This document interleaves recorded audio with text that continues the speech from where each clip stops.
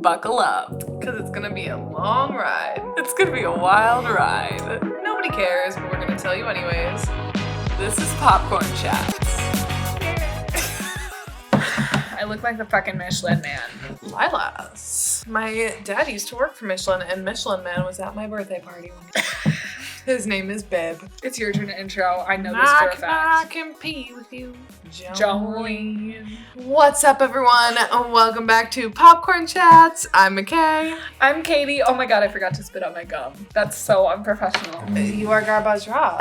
So sorry. Oh my god, I can't deal with these conditions. I can't do it anymore. Meanwhile, last week I was dead from a fucking hangover from an edible of 2 days ago. We're back with our continuing Euphoria coverage, except this week we actually have a good episode to talk about. We're jazzed. We're excited. We have renewed our will to live. Solid block. Oh my god. Sorry. Also, you know what Olivia said today, that the kitties are also her reason to live right now. And I was like, there's a lot balancing on them. Because then I told her about how yesterday you called and you were like, they're going to need to be emotionally supportive. The babies. Euphoria, season 3, episode 3. No. Rewind. Season 2, episode 3, garbage. Girl, I got you. First, let's check in. Katie, check in. How's life? Are you living, laughing, loving? Sort of. I feel like I want to give the people an entertaining check-in today. Okay, so first of all, I ran out of weed. It's been a struggle. Actually, okay, no. Reverse. I ran out of edible weed. I live with my mom and dad, so we can't really smokey badokity in the home, in the place of residence. It's fine. We're working through it. It's just hard for me in these streets at the moment. Also, my last therapy appointment with my beloved therapist, who also happens to be named Michaela, is tomorrow, and I'm crying because she has just really helped me through so much. She's been with me through a lot since 2020. I just fucking LYLAS, and it's because I'm moving to LA. She's not licensed outside of Wisconsin. Okay. So we have to part ways. Trash. Yeah, it's really fucking sad. It's just hard because I don't want to find somebody else. That's also hard. Therapy is expensive, so like it is expensive. I might just be raw dogging life for a little while. Yeah. I'll still be on my meds, but like it's hard. It is hard. Not to I understand talk that. to somebody, because then I just dump it all on my friends and loved ones. But Michaela, if you're listening, you're not. But LYLAS, forever, thank you for dealing with my tragic ass. Yeah. And tomorrow I will probably shed a tear and have a mental breakdown. Speaking of mental breakdowns, had one yesterday. It was fine. Today I'm on the other side and I'm just like, what was that? Yeah. We all have them. It came from a dream. Yeah. I had a dream and I got stressed out and I literally almost blew up my entire life. Yeah. For what reason? Who knows? But she's mentally ill. I tried the Beyond Nuggets at KFC. Fucking botched. KFC is canceled because they're not even vegan, vegetarian friendly. Put in the same little vat, whatever, as real chicken. Canceled, and it made me really nauseous and crazy bowel movements. And your emotional support water bottle grew mold. Yeah, she did. So we're without her. She's out of commission for the moment. She's in the dishwasher waiting to be cleansed with the rest of my family's dishes. Good. Like ever since I haven't had her, it's just been kind of a rocky road, to be honest. I'm trying to think if there's anything. Oh, okay. Well, you and I went to a nice dinner the other day, and that was super cute, and I want to relive that. Never will be able to. Trage. But I loved my pasta. I loved my mule. Thank you for that nice little date. I appreciated it. We went to Crumble Cookie. We broke the sexual tension with Crumble Cookie. Yeah. And it was delicious. It was. It was worth it. I had it for breakfast the next day, too. I did, too. Oh my god. That was solid. It was. It was solid the next day. When you left, I was like, oh, I think I could finish this cookie, but I'm like, you know what? Tomorrow I'm going to be so thankful that I save it. And then when I woke up in the morning and realized I had it, I was like, this is the way to start the day. Yeah, we both unbuttoned our pants as soon as we got home because we ate a lot. Saved it, had it for brekkie the next day. Glorious. Amazing day. Yeah. So thank you for that. Thank you for that going away dinner. And then I'm having a going away party. My friends are throwing me a going away party this weekend. And I'm soups pumped about that. I hope I don't cry. I don't like crying when I'm drunk because then I get really bad anxiety. So I'm hoping that it's just fun, posy vibes, no sad girl vibes. Yeah, I'm hoping so. I'm more of like a cry in private. Yeah. I've had a lot of tears shed over this. Me too. But it's in private. It's in private. Don't show your emotions to people. No, save your tears. Bottle them up. For the pillow. Mm-hmm. That's what you're supposed to do, right? Bottle up your emotions. Push them way, way down. Check-in, how are you? 10 out of 10 would recommend. Sorry that my check-in was so long. No, it was highly entertaining. My check-in, what's going on with my life? I had my first live author interview over the weekend. That was so much fun. I freaking loved the author that I got to interview. She was so nice, DMing back and forth. But again, like, it's like you can't tell, like, online. Like, you can tell, but you can't really tell. Yeah. And then talking to her online, or talking to her over the live stream was so nice. She's literally so sweet. Love her books. She talked about some of her upcoming releases that I'm like very excited for. And it was just so cool. It's an opportunity that I hadn't had before to be able to like interview an author. So yeah, I'm so proud of you, dude. Thank you. That is so exciting. So and yeah. You're getting the recognition you deserve. Thank you. So yeah, that was a lot of fun. I feel like I had something else and now I'm completely blanking on it. That is garbage rot. Oh my God, the other thing. So I went to the doctor last week because I hadn't had a tetanus shot in like a long time. Like I was overdue for a tetanus shot. I was overdue for a lot. Like I literally haven't been to the doctor in like 5 years. So I went in and I had to get a new doctor because like the last doctor that I had was a pediatrician. And obviously like I'm 25 years old. I can't go to a pediatrician. Do you really? Yeah. They haven't switched you? I refuse. She's been trying to get rid of me for years. But I'm just like, babe, why would we do that when we have such a good connection? And you've known me since I was a literal fetus. I don't see the reason why I need to like reintroduce myself. Not my problems. I do need to have a gynecologist appointment before I go to LA. Oh, trage. She did say that she could do that. But it's weird because it's like, you've known me since I was a kid. You really want to like swab my vajay. Yeah, trage. I don't really want to put us both through that as like our last encounter. Yeah. Because I'm going to be moving on to a primary care physician. Yeah. Now that I'm like moving across the country. But just this whole time, like it's just been easy. Yeah. To just keep going to her. Yeah, well, I didn't want to have to change doctors because I didn't want to have to do paperwork or anything. Right. It's out of sheer laziness that I didn't want to. But finally I got to the point where they're like, we literally won't accept you anymore. You like need to get a doctor like that's not a pediatrician. So I started with this new doctor and oh my God, she's so fucking cool. I literally love her. I want to make like doctor's appointments just to go talk to her. Cute. She was so nice. Oh wait, you were telling me about her. Yeah, she was awesome. I started crying in the appointment because like I've been on medication like over half my life and I've been off it because I haven't had anyone to prescribe it with me because when I went off school I lost my therapist and then I wasn't like in touch with my physician at all when I was off at college. Like I couldn't get home for appointments so I couldn't get in to get refills. So then I had to go like off my meds and I was like back on and off. It's been a tumultuous few years with that back and forth. And she was like, if you want, I can prescribe it for you right now. She's like, I can literally send in the prescription right now. And that just made me break down crying because I was like, I can literally have this right now. And she was so nice about it. I don't know actually if I can go back to therapy because I don't think my insurance will cover it. And I genuinely don't have the funds. Like if I want to be saving up for a condo. So I think I'm just going to try the medication on my own. But it was just like such a relief. She was awesome. Like I'm very happy for that. And also just like the doctor makes me nervous. Mm-hmm. And she was very nice. Yeah. Very see, cool. That's the other reason why I just keep going to my pediatrician. Yeah. I'm like Amy in the fucking series premiere Secret Life where she's just like sitting there with all the kids, but like genuinely I'm in there like looking at the aquarium of fish. Yeah. Like in the room with like Dumbo on the wall or whatever the fuck. Yeah. But it's safe for me there. I don't want somebody who's talking to me about like real life stuff. Mm-hmm. I like going in and talking about like, how are you? You know, I don't want to be talking about like ovarian cancer or certain like, living things. I know I'm all good. Thank God. But she said a lot of it was like people in their early 20s and then like things that start to like fade off of that people like catching easily is like 25 and over. So I'm like, bless the fuck up. I've made it.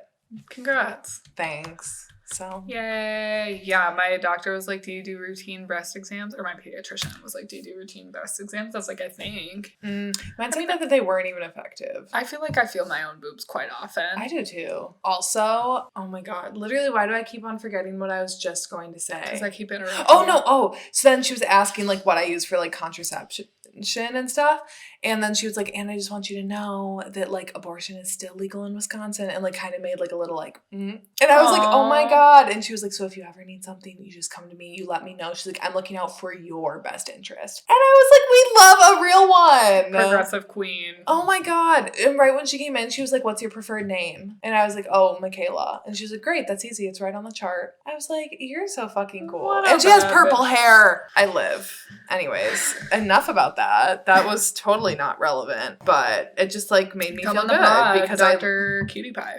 because I literally hate the doctor so fucking much. Yeah. Well, I'm glad that you had that good experience. Yeah, it was great. Oh my Season God. 2, episode 3. Kind of Cal's episode, but then also like seamlessly transitioned into a lot of other characters having a little moment, which I really appreciated. I loved. Yeah. Where should we start with Cal at the beginning? might as well, I feel yeah. like we should. Yeah, because I think the promos made it seem like this was going to be a Cal episode. Mhm. So yeah, I don't know. Why don't you kick us off? I've had a lot of conversations about this, and I just feel like I have a problematic viewpoint. I do. Yeah, like, you- everybody yeah. who I've been talking to is like, you're being a bitch. I don't think it's you being a bitch. We'll get into it.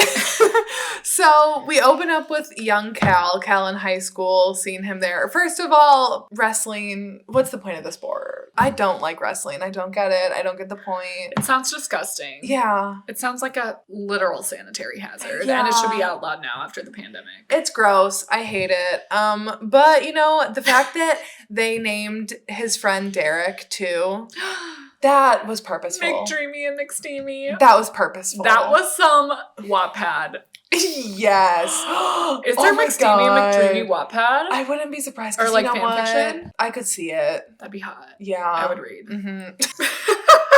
Someone let dabble. us know. So we get Cal's backstory at the beginning of this, of him in high school and his best friend Derek, and we're kind of seeing him notice Derek, but then we're also seeing him at the same time having a father figure, very much like how we see Cal in present time and how he treats Nate, very similarly to how Cal's dad treated him, which I thought was interesting. And I think that Cal was like a much softer spirit than Nate was, because like I feel like you could see how that hurt him more than like when Cal does something to Nate looks like he just fucking hates Cal. He doesn't look like he's really necessarily like got his feelings hurt by him. Yeah. But it was interesting to see that like Cal never broke this cycle that his dad created with him. So it's like I wonder how far back this cycle of like toxic masculinity started with this family. Yeah, for sure. I think Nate has more psychopathic tendencies than his dad does, which might be a bold statement. But yeah, this glimpse into the past that we get to see, I think he is a bit softer and had kind of different intentions for his life, whereas Nate already is like, okay, I might feel this way, but my intentions for my, like, I'm better than my dad. I'm not gonna misstep like my dad. Whereas Cal had this unplanned pregnancy that kind of like changed everything. Plus the pressure from his dad. Yeah. Like how happy he was to be able to tell his parents that he met a girl. And just like following those steps of like parental approval, very relatable. Yeah. Being able to tell your parents stuff that they want to hear. It is serotonin. Yeah, where I don't think Nate cares about that. I don't think he cares about Cal's approval. Honestly, I think Cal's like kind of a bit of a bitch boy. Like I do think that not saying that like men who are like softer are all bitch boys, but because like Ethan, I would say is like a bit of a softer male character, but I don't think that he's like a little bitch. But I think Cal is just like straight up a little bitch. But this did kind of, you said last night, this episode didn't endear you to him at all, where I don't still like him.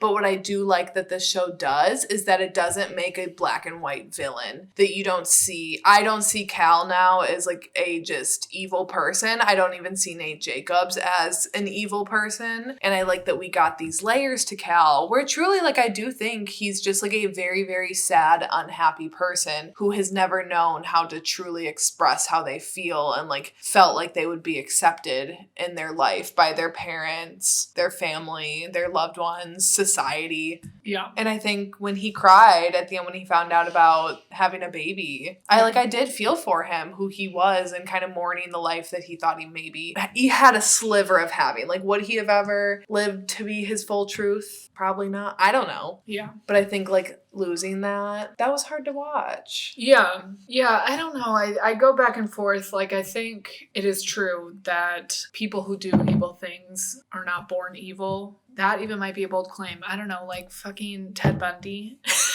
I feel like that motherfucker was born evil. But like, I don't know.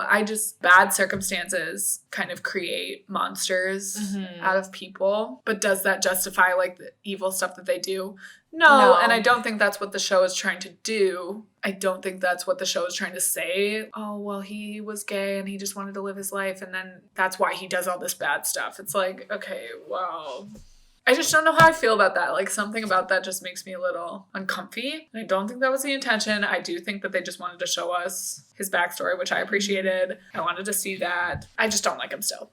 Yeah, and that's totally fine. Like, I think he's meant to be a polarizing character. I think him and Nate, and would say actually probably him and Nate, are going to be the two characters that people are never going to agree on which side they fall. I'd say the majority are going to fall on, like, obviously not liking them, or at least not agreeing with their actions. Like, I think no one can condone their actions. Like, getting that view into how he became who he is now as, like, a full-grown adult with kids who now his trauma and life experiences are shaping the next generation, and how his child is then affecting so many people around him. Yeah. And I did like the scene in the bar with Derek and Cal. Yeah, that was like very the dancing. Well done. That was incredible. Yeah, I loved that. All the flashbacks to the 90s was really well done. Like the styling, the cinematography. Yeah, it was very fun to watch. I appreciated it a lot. Since we're talking about Cal, can't we jump to the conversation between him and Fez? Yes. Just so we can cover that, because I think that is very closely linked to the 90s stuff, and we're viewing Cal now in a different lens. And it was funny. He literally just ratted himself out by being like, I didn't know she was 17. And I love how Fez doesn't even know that Jules' name is Jules. Like, he's just like, you mean Jewel? And Faye's like, who's Jewel? Do I know Jewel? Like, they just have no idea what this motherfucker is talking about. No. And then they're like, you mean Jewel, the one that Nate is in love with? Like, and then Cal's recognition of like, oh my God, wait, what? Yeah. That whole scene was so funny. And then Ashtray with the gun. And I love that, like, power balance. Like, Cal's getting his shit rocked by, like, a 12-year-old. Fucking iconic. Yeah, I was nervous that Cal was gonna, like, do something to Fez or, like, have him killed or something, but now it's very well, like, the power dynamic, like you said, is very well established. Like, he can't do shit. No. He's a bitch boy. A fucking pedophile. This scene, though, with Cal and, like, how Nate, you said, has sociopathic tendencies, this totally shows, though, how they deal with an issue. Because Nate has an issue, he goes and beats a guy half to death. Cal has an issue, and he goes over to a drug dealer's house and is like, hey, can we, like, talk? Like, well, he just, like, sits outside in his front lawn and waits for Ashtray to come out with a gun and, like, drags him in at gunpoint. Yeah. Like, he's not... I don't think he would ever actually, like, harm a teenager. Like, I don't think he's that crazy of a dude. Like, I think he's smart enough to know that there are boundaries that he won't go past. But Nate, I don't think, has those boundaries in his mind. And I think that's interesting to see how father-son react to something. To, like... different situations, but kind of similar. That is very interesting. I think since season 1, Cal has been very cowardly and, like, admittedly cowardly. Like, his conversation with Jules where he's like, your generation has this opportunity to be, like, brave and out and, like, eccentric and be yourselves. And he just knows that, like, he'll never have that. And part of him, like, is traumatized by that. Like, why do I have to miss out on that? Well, you can see the way when he talked to Jules in that scene, and he's, like, wringing his hands, and he's, like, all nervous. Like, I think Eric Dane does a really good job with him. Yeah, and then also his conversation with Jules at the carnival and how he, like, went up to her and was, like, kind of, like, cowering. Like, I know you can ruin my life right now. It was very similar to this conversation with Fez, where he was like, I just want the tape. Like, he's maintained that kind of just, like, cowardly, trying to be tough guy. Yeah. So again, it's like, why are all of you letting these fucking bitch boys manipulate the shit out of you? Yeah. Like, he's scared. He is. And I'm interested to see how things move forward. Yes, totally. And also, sorry, go ahead. Well, I just wonder if Cal and Nate are going to have a conversation now that Cal knows that Nate was in love with Jules. Yeah, I'd be interested. Yeah, and now that is confirmed that tape was of Cal and Jules, why the fuck hasn't Maddie said anything? Her and Jules went like bowling. They're hanging out. Yeah. Why has she not said, why did you fuck Nate's dad? Yeah. I'm really confused by that, and I need something more in Maddie's perspective on why she hasn't said anything. Yeah, I'm hoping we get a Maddie's perspective episode very soon. However, I don't think we're going to get that until the bomb drops that Cassie and Nate have hooked up.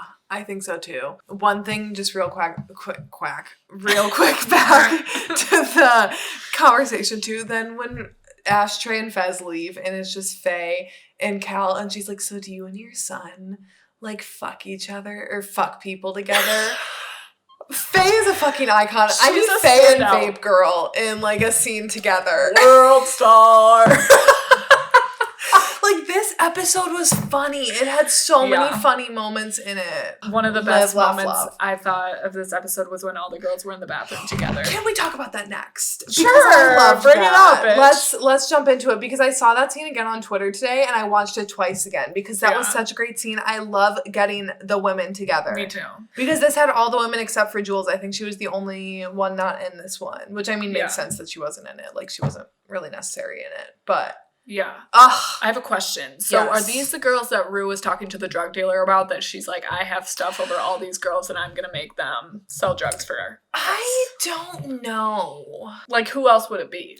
She's not going to involve Jules in it. She's not going to make Jules do that. But at this point, I don't know, though, because I was about to say I don't think she would go there with, like, Lexi. But honestly, at this point, I don't know, because Sam Levinson said at the end of the episode that he's pushing Rue's likability.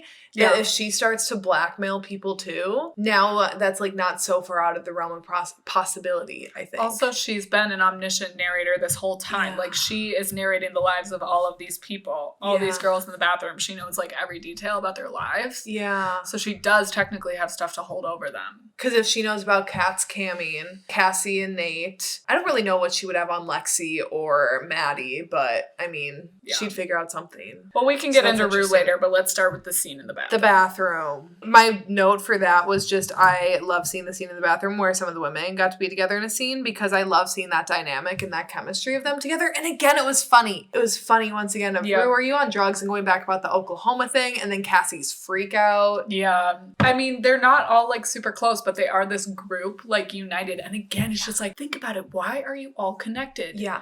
Nate fucking Jacobs is torturing all of you. Yeah. Like, that's literally how you all came together, basically. Yeah. Like, let's just take a moment, take a pause, and think and observe this. But they're all just, like, this group, and they're like, you relapsed? And she's like, meh. Yeah. She's like, I'm just smoking a little bit and then of weed. And then Cassie being like, are you saying that because I look like I'm auditioning for Oklahoma? And Rue just being like, I've never read it. And then they're like, you don't read Oklahoma as a play. Like, I loved Kat in that scene. Yes. I loved Rue and Kat. They were my standout. And then like, bitch, you better be fucking joking. Like, is that so a good thing or a bad thing? Oh, yes. So good. Oh my God. I love those scenes when it's more of like the ensemble together. Though, like at the dance in the finale of the first season when they're all sitting around the table. Not as funny, but still like good just to have them all around together. Yeah, and I would say I want more of it, but it's just so special when it happens that it's like, I think it's perfect, the amount that we get of it. Speaking of girls, can we jump back kind of to the beginning? Yeah. With Gia making an appearance. Triumphant return to the series. She's back, baby.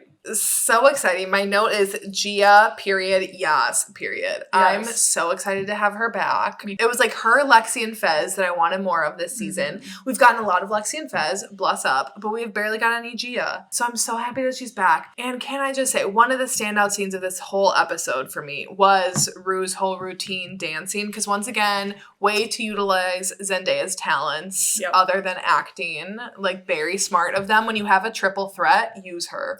Like, use her abilities. You're right. And then to go into her talking with Gia and then their fight, that fight was fantastic. Yeah. You can really tell that the actress who plays Gia has elevated in the past couple of years that she's had to kind of sit with this character. Like, holy shit. I don't think she could have delivered that type of performance during season 1, but that was great. So good. She really was like in it, rising to Zendaya's level of like acting credibility in that moment. So, and I love seeing Zendaya yell. Like, that's that sounds weird, but when you see her in interviews and just seems so like nice and composed and just like, I don't know, at a chill level, then to see her screaming like that, like I really loved her scenes in the first season when her and the mom would be like going at it with each other. So then to see like her and Gia going at it with each other, so fucking good. And I want more Gia in this season. I hope that we do get more. Yeah. And Gia like yelling at her is a trauma response. Like, bitch, she literally saw you fucking OD and you just told her that you're gonna do drugs again. Like, when Zendaya does yell, when Rue does yell, it's very like gaslighty and very like, you don't trust me and all this stuff, when we're literally seeing like, Rue, you're still doing drugs. Yeah. You're being problematic. Like, I don't know. And so for me, my standout scene of this episode was the projector scene where Elliot's running the projector. Yeah, let's get into it. I loved the moment where she's like, I know I'm supposed to be like a beloved character that everyone's rooting for, but like, cut it. Don't. Us her. That makes me so nervous. I feel like excited but nervous. Yeah. I don't know. What will happen? We'll never know until we see it. But yeah, I did like her point in that scene too, when she was like, the world's dark, and it flashed to like everything that's constantly on our news cycle right now. So and it was kind of like, so what's the point of anything? Like, what's the matter if I do drugs? Because the world's already so dark. And I do think that that's something that the younger generations, I know for us particularly, we talk about this a lot, that it's like, we can't see a future for our world. So what is the point of a lot of all of this? Yeah. And I think it was very meta too, how she was like, I know everyone's rooting for me as a character, but like that's very misplaced hope when it's a drug addict. And also be cautious with like having me and this show be your escape. Because it's like, I love those moments where they break the fourth wall and Zendaya kind of like looks into the camera, because it's literally like she's talking to us, people who are living during this time. And people have always needed something to cope with how hard life is and how we don't know what's going on and no one knows what happens when you die, whatever. People, and then that's like those slides of church, people going to church, whatever. Drugs and alcohol, relatable. I'm someone who gravitates towards drugs and alcohol as an escape. And sometimes I'm like, damn, I don't have hobbies except for getting drunk and high. But what else makes me happy? Fair enough. Like, I'm not gonna go shoot hoops at the at the local gymnasium. Go shoot hoops. Like, that's not gonna oh my god give me anything. Anyways, back to it. I have some smaller notes, like the scene with Jules, Rue, and Elliot. Katie and I both said we like this 3-friend group dynamic. Yeah, I'm really happy with the direction that they're taking it. Yeah, I'm glad that they didn't take it in Rue and Elliot spending time together and Rue and Jules spending time together and Elliot and Jules not liking each other. Yeah. I really like that it's like becoming kind of like a cohesive little unit. Yeah, I really loved the interrogation scene. Yes. We learned a lot about all 3 characters in that moment. And loved the you're a whore, Jules. And she's like, oh, I meant slut. Whore just popped out. As if one is better than the other. Again, like so funny. And with the sunglasses on too, just ugh. Also, I loved seeing some sexy time with Rue and Jules. I know. I'm glad that we got that. So Jules and Ellie's conversation about like Rue's sexuality, I thought was kind of interesting too, of like, is Rue a sexual person? Because like in the first season, we never really saw that. Like even with Jules, she was never like pushing for a physical part of their relationship really. She was more seeking like the emotional connection. Yeah. Which is interesting. Like, I wonder if they're going to explore more of that. Like, is Rue asexual? Right. I'm interested. Who knows? I think what it all comes down to is Rue just loves drugs more than anything. Yeah. More than any person. She values drugs overall. Drugs over her relationships with everyone. And that is why this relationship with Elliot is so interesting, because he kind of like fuels her relationship with drugs. So I could see their friendship / relationship winning out over her and Jules' relationship. Because Jules is always going to want her picked over drugs. Right. Yeah, and that's just not something that's going to happen with a drug addict. Especially at this stage. I mean, Rue is nowhere close to recovering. No, and she doesn't want to, which is like the key thing. Right. Like she has no interest in being sober. No intentions of staying clean. Nope. Her words. Yup. Ours. The Lexi part of the show, where it was like her own reality TV show. If that is not me in my bed at night, imagining my own scenarios in my head, bitch, I felt so seen. Yeah. You made the loved comment it. that moment felt a lot like what they were trying to do with Kat's thing. Yeah. Last week, where all those models were showing up and telling her to love herself, but this worked. It did work. I really liked that moment, and I loved Rue in the chair, like, You trying know. to give her interview. So good. Yeah, that was a really strong part of that. There were no weak parts of this episode. No. In my opinion. Not a single one. And I love the fact that now Lexi has, like, a project to really, like, dive in on. And I think something that is going to work well for her. However, I'm interested to see how it will affect Cassie when Cassie finds out, like, about her play and about how it's, like, living in a sister's shadow. When Cassie is like, is that really how you maybe see us in our relationship and me? And when Cassie doesn't even hold herself in a high regard. Right. I'm intrigued. Definitely another prospect for, like, a boiling over point. And Ethan did get a role in Cassie's play. So I think that's kind of where his storyline is headed. Wait, Ethan got a role in... in Lexi's play. I forgot about that because Kat was on the phone. I completely forgot about that. Yes. Yeah. Also, the dinner with Ethan's parents was so uncomfy. Yeah. Ethan's mom was just, like, rude. That sounds bad. That like, gave me anxiety. Kat's a literal teenager. Back off, lady. Yeah. It's fine that she would be nervous. Should we get into Sydney Sweeney? Her performance in this episode. Her performance when trying to get Nate's attention. Yep. That montage of her getting up at 4 a.m. Gold star. Sam Levinson's ability to capture the mindset of a high school woman. Here's the thing. I know that people like to say, this isn't realistic and this isn't what high school is like, blah, blah, blah. Shut the fuck up.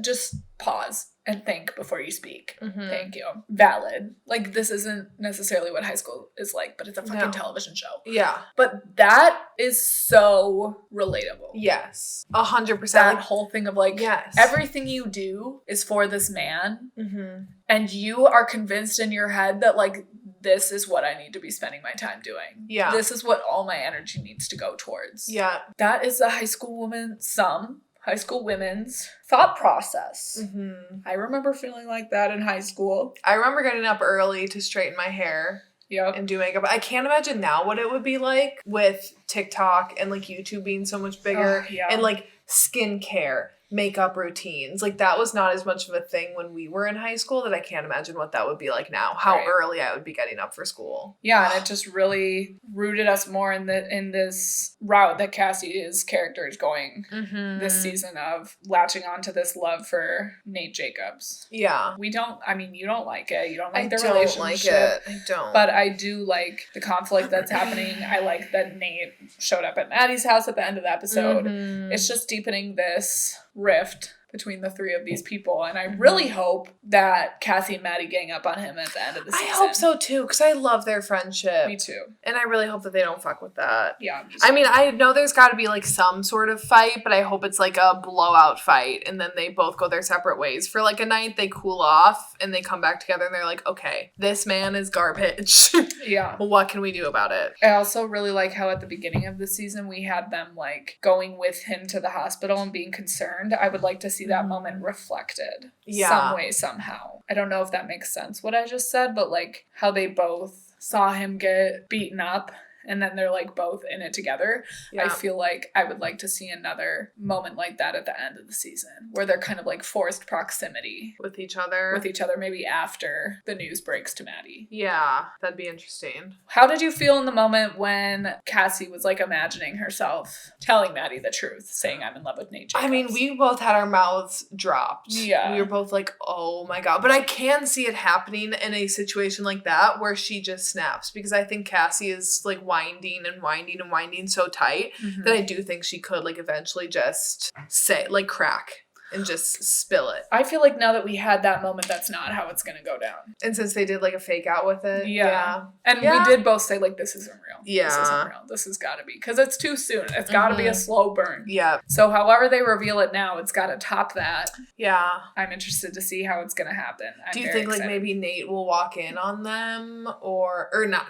I wish. Be fucking iconic. Sam Levinson, take notes. Please. Do you think Maddie could potentially walk in? Although, but I feel like, again, then we kind of got that in the first episode, like that hint of Maddie maybe catching them in the act, that maybe they wouldn't do that way either. I don't know. I don't know how to guess. for that, but I feel like it's going to be an unexpected reveal. That's a big anticipation thing. Big expectations are going into the reveal of that, so I hope they execute it well. Yeah. Interested to see where it goes. Yeah. Also, though, I don't blame Cassie for waking up at 4 a.m. for that man, because I would also, in fact, wake up at 4 a.m. for Jacob Elordi. I would like to play a game of Smash or Pass at some point during this episode. I mean, let's do it. Do you want to do it now? Yeah. Okay, so I feel like we're established enough. We're well into the season, 3 episodes in. So maybe a quarter of the way through the season. We got all the characters. We're talking as they are now. Are we talking just like people too, or like them as we're talking physical characters? Okay, well. As they are now. Smash or pass. Okay. Fez. Smash. Start with an easy one.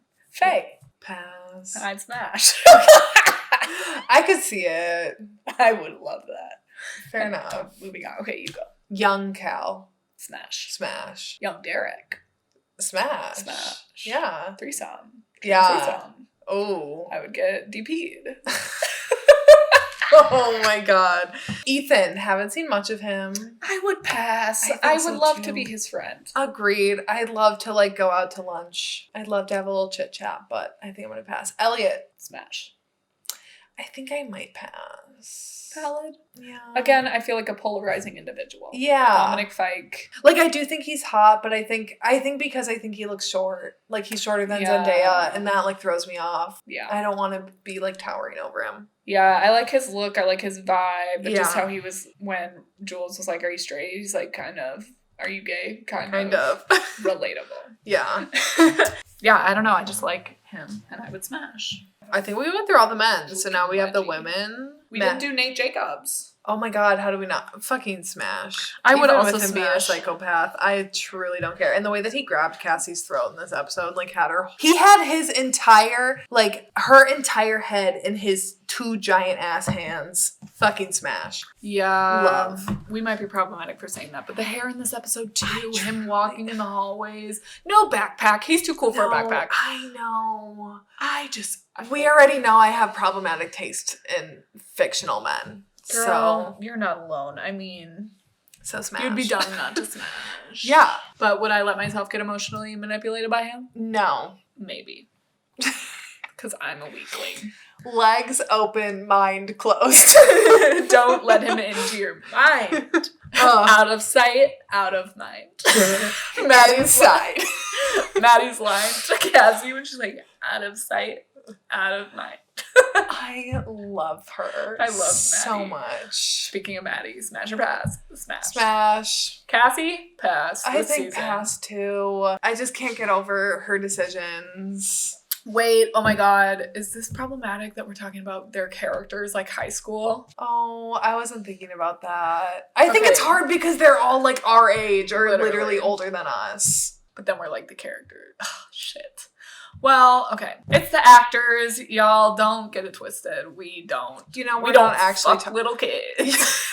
Like there's a reason why we skipped over Ashtray because he is an actual child. Yeah, the fuck. Oh my god. Okay. Rude Jules, obviously smash. Yeah. Cat smash. Lexi smash. I don't know if Lexi, I don't think I could smash Lexi. I don't feel like we would vibe. I feel like we would vibe as friends. And even I kind of feel that way about Jules. I don't know about Jules and I, but I feel like Kat 100%.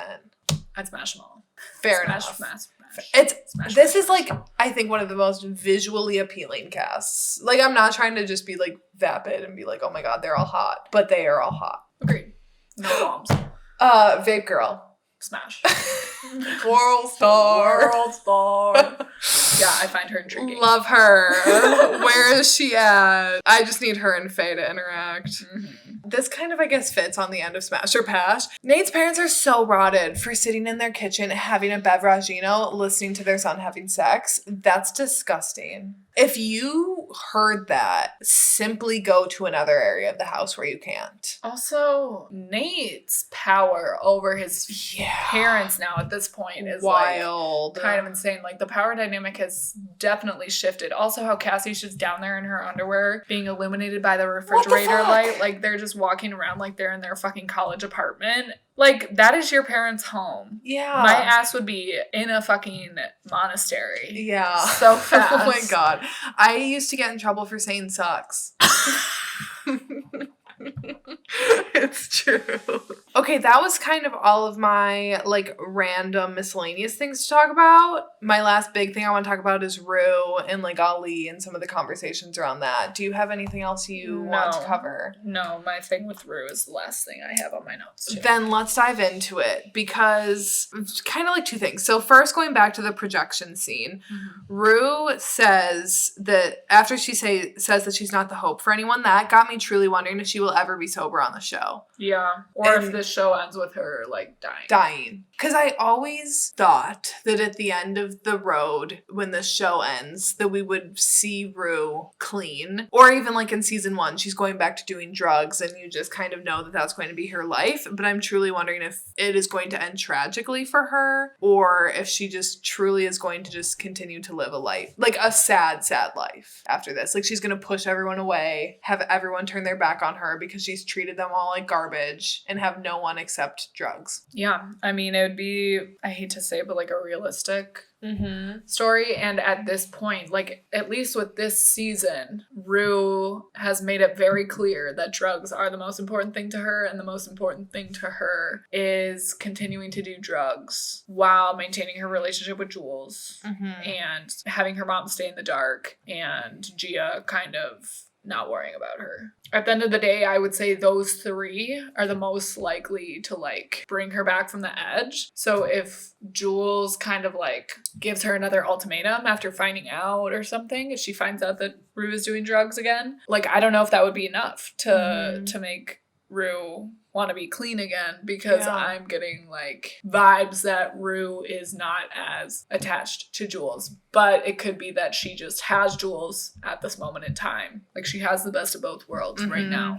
Yeah. But it's very clear that like drugs are the most important thing to her. But that's just because she has Jules right now. She loses Jules. We'll see if drugs take the back burner, or if now that she has Elliot, who again provides her with the best of both worlds situation, is she just going to fall into him? Yep. What will it be? And what's the plan? What's the plan with the suitcase? With the suitcase. Yeah, Rue. Oh my God. Are you gonna sell all the drugs? Are you gonna take them all yourself? And then she's like, I just want to have drugs for free. Yeah. But how does that work? Yeah. What is the plan of action? Yeah. She did seem very scared when the drug dealer woman was like, I'll have you kidnapped and sold. Because Rue was like, the drug dealer's a serve. Yeah. She's cool. Yeah. Hate to say it. Smash or pass? Pass. She scares me. Yeah. She'd like pull out a gun in the middle of it. Yeah. I'd be like, oh my God. Yeah, I don't know. I have no guesses really for how that's going to go down. What she did to Ali. That was tough to watch. That was like the first scene, I think, in the show where I've I cringed during the second episode, like for reasons because I'm like, this is bad.